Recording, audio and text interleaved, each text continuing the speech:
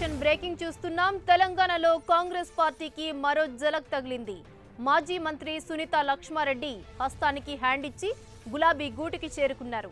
ఇప్పటికే ఆమె కేసీఆర్ తో సమావేశమయ్యారు. ఏప్రిల్ 3న నర్సాపూర్ సభలో టీఆర్ఎస్ లో చేరనున్నారు. ఈ అంశానికి సంబంధించి పూర్తి వివరాలు మా ప్రతినిధి పివిరావు అందిస్తారు.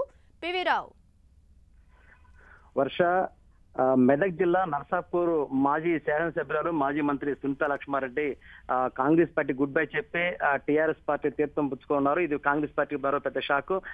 గత కొంతకాలంగా అసెంబ్లీ ఎన్నికల్లో పరాజయం పొందిన తర్వాత తీవ్ర అసంతృప్తితో ఉన్నారు. ఇటీవల కాలంలో బీజేపీలో చేరుతున్నట్టు కూడా ఆమె అనుకున్నారు. ముఖ్యంగా బండారు దత్తాత్రేయ, అదేవిధంగా ఇటీవల కాలంలో కాంగ్రెస్ గూటిని వీడి బీజేపీలో చేరిన డీకే అరుణ కూడా ఆమె ఇంటికి చేరుకొని చర్చలు జరిపారు. ఆమె బీజేపీలో చేరడానికి స్పష్టంగా చెప్పింది. ఈ నెల వచ్చే నెల 3వ తారీఖున నర్సాపూర్ లో భారీ బహిరంగ సభ, టీఆర్ఎస్ పార్టీ ఏర్పడిన భారీ బహిరంగ సభ సీఎం కేసీఆర్ హాజరవుతున్నారు. ఆయన సమక్షంలోనే మాజీ మంత్రి సునీత లక్ష్మారెడ్డి టీఆర్ఎస్ తీర్థం పుచ్చుకున్నట్టు స్పష్టంగా సమాచారం అందుతుంది. Varsha. Right PV Rao, thank you.